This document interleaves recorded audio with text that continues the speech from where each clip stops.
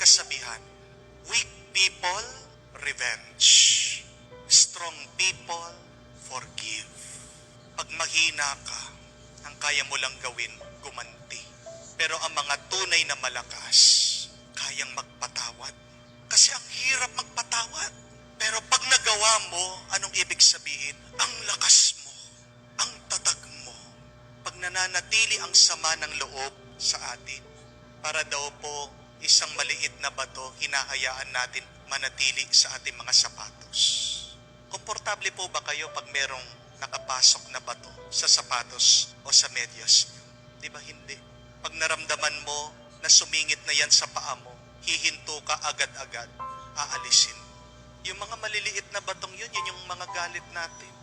Yung mga batong yan, yung mga sama ng loob natin. Bakit hinahayaan natin manatili sa puso natin? Pero napakarami sa atin mas pinipili na masugat, na masaktan, na maramdaman ng hapdi, kesa dun sa alisin at linisin ang bato ng sama ng loob at galit sa kanila. Sinong nasasaktan pag hindi ka nagpapatawad? Hindi yung taong nakasakit sa iyo, kung hindi ikaw mismo.